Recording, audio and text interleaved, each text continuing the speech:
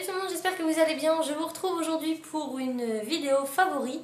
Je n'en ai jamais fait sur ma chaîne encore, mais j'ai acquéri plusieurs petites choses au cours du mois d'août et j'ai pas pu vous faire une revue dessus parce que je vais pas attendre d'en avoir beaucoup pour vous faire des revues. Moi, quand j'ai quelque chose, il faut que j'essaye tout de suite. Donc du coup, j'ai décidé de faire une catégorie mes favoris. Je vous promets pas qu'il y en aura tous les mois, mais quand il y a des produits comme ça que j'ai pas eu le temps de vous parler, et c'est l'occasion de vous dire ça dans cette vidéo.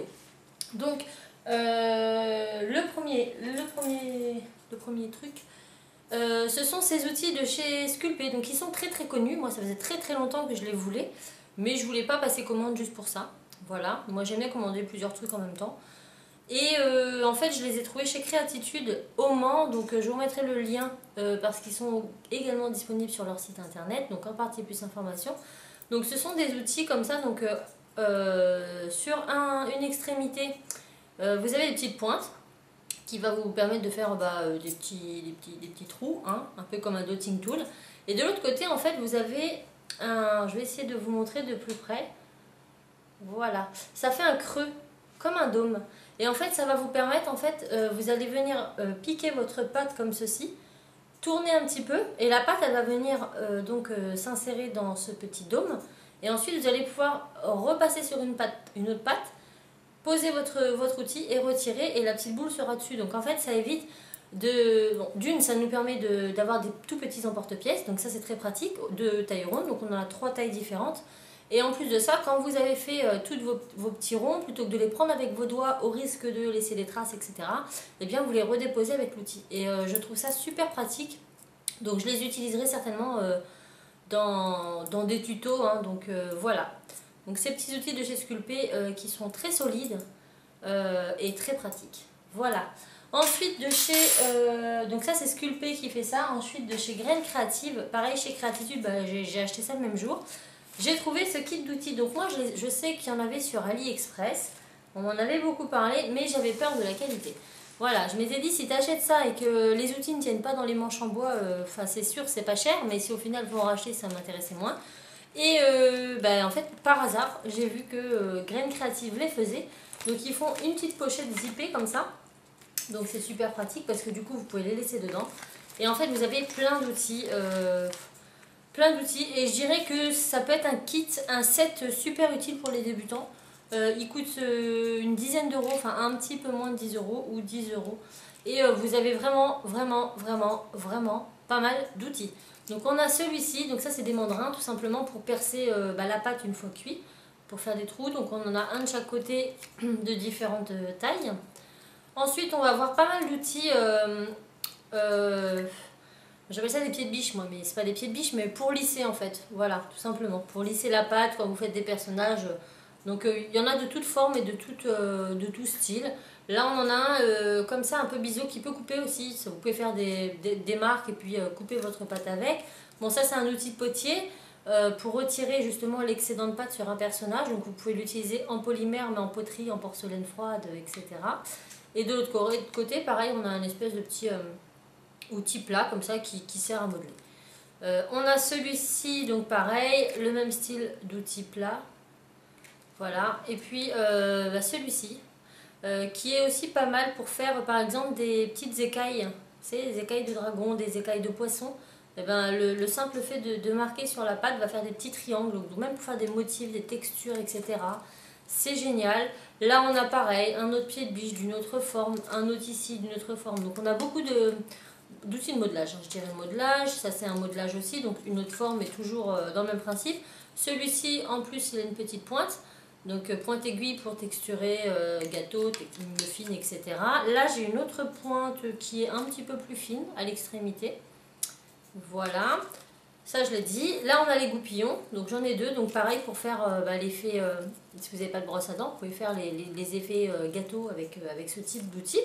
Et on a cet outil griffoir qui est pas mal pour faire les effets bois, pour griffer votre pâte. Et là, vous avez la texture de cet outil qui est très prononcée.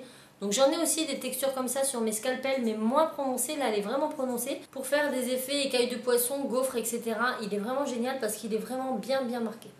Donc voilà ce petit kit d'outils, moi je dirais indispensable pour les débutants. Vous avez ça. avec un scalpel, un dotting tool, un bull tool et c'est bon. Franchement, vous avez vraiment beaucoup d'outils dedans pour une dizaine d'euros. Après, ça dépend ce que vous en avez l'utilité. Mais on a quand même des aiguilles, on a des outils de perçage.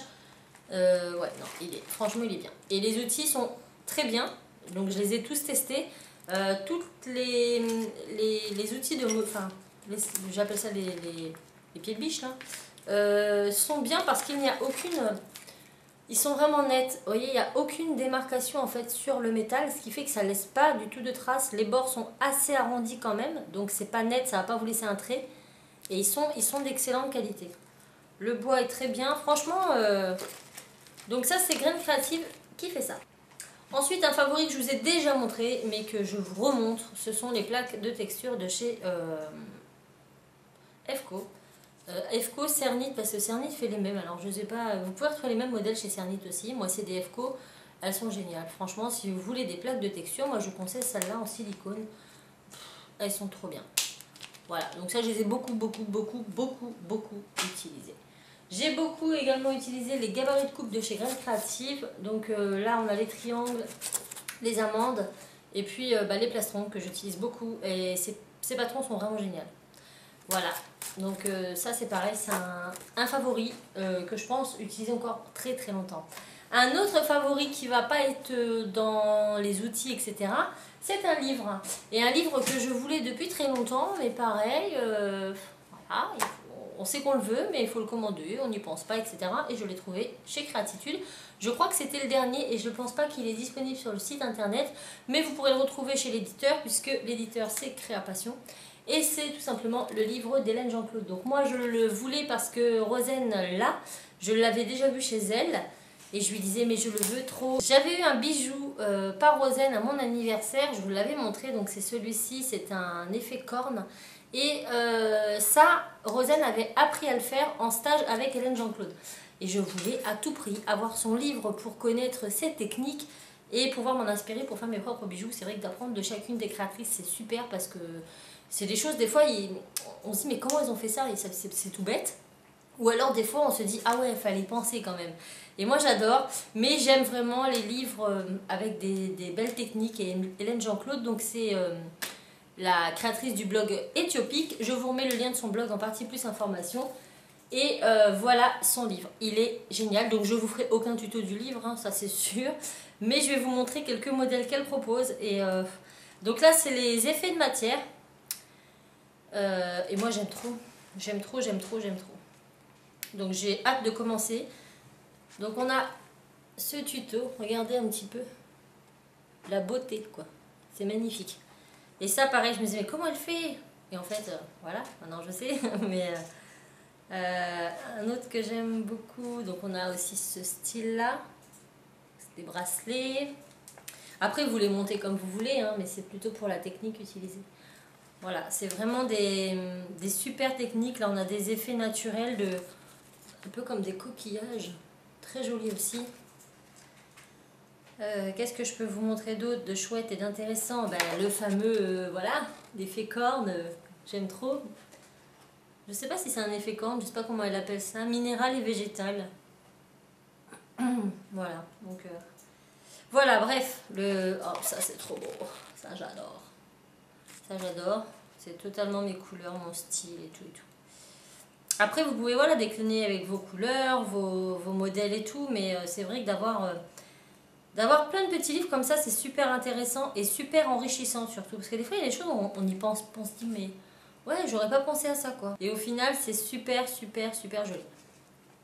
Donc voilà, en gros, hein, je vais pas vous spolier tout le livre. Voilà, on a encore des modèles complètement différents ici. Donc ce que j'aime bien dans le livre d'Hélène, c'est qu'elle a vraiment plein de styles. Donc ça reste quand même les effets de matière, mais il y a plein de styles, plein de couleurs différentes, et ça j'aime beaucoup. Voilà, j'aime bien quand un livre n'est pas ciblé sur un seul et même style. J'aime bien quand il y a de tout, ça permet de voilà. Donc voilà, celui-là... c'est un vrai coup de cœur. Donc chez Créapassion, vous pourrez le retrouver sur le site créapassion.com. Et la dernière chose que j'ai beaucoup travaillé au mois de juillet, au mois d'août et que j'ai beaucoup apprécié, la Cernite. Donc j'en ai beaucoup, j'avais montré la photo sur Instagram, on m'avait dit oh, t'as dû en avoir pour cher, combien ça t'a coûté? Donc j'ai un carton plein, hein, j'ai pas... Voilà. J'ai testé toutes les couleurs. Et en fait, je ne l'ai pas payé, voilà, tout simplement. C'était pour un projet, je l'ai reçu gratuitement par Monsieur Desmarais, donc le directeur de chez Cernite, qui devait m'envoyer quelques pains pour le projet et qui finalement m'a envoyé son stock. Il m'a envoyé un pain de chaque, donc j'ai pu tout tester. Donc je vous ferai, pas cette semaine et la semaine prochaine, mais là, dans 2 semaines...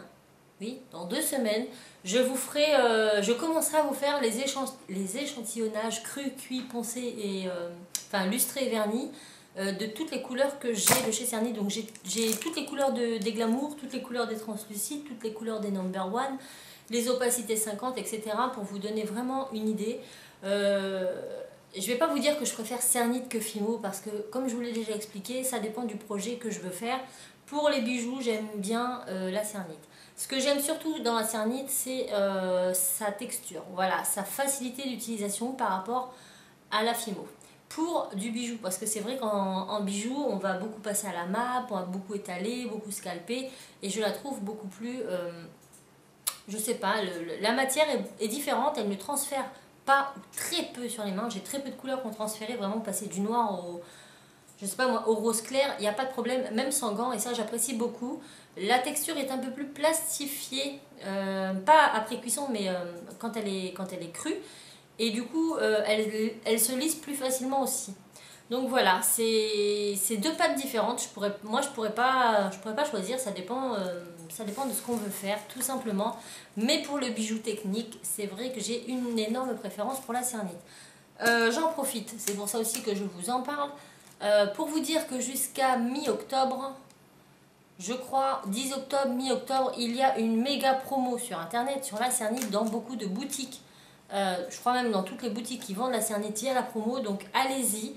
Moi je sais que sur la boutique de créativité, le pain est à moins d'1 €.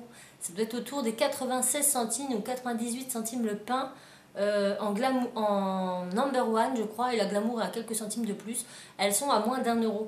Donc foncez, je vous mets le lien de la boutique de créativité parce que je sais que Anne-Sophie les fait, ça c'est du sûr.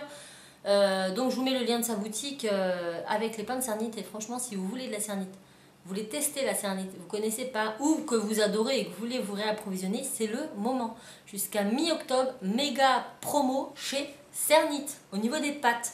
Moins d'1 €, c'est voilà. Moi personnellement, j'aurais pas tout ça, j'aurais été la première à aller m'en chercher. Donc c'est tout pour cette vidéo favori du mois. J'espère que cette catégorie vous plaira si vous aimez ce style de vidéo. Et ben dites-le moi, et tous les mois, je vous ferai une petite sélection. Alors là, c'était essentiellement sur du modelage. Parce que j'ai fait que du modelage, comme je vous l'ai dit, j'ai fait mes livres juillet et août. Juin, juillet, août, j'ai fait mes livres et c'était principalement sur la polymère. Donc bah, bien évidemment, j'ai fait quasiment que ça. Mais il se peut qu'il y ait autre chose, des choses que je découvre, etc. Donc si vous souhaitez des vidéos favoris tous les mois, likez la vidéo. Voilà, likez la vidéo, comme ça je verrai. Et puis c'est tout.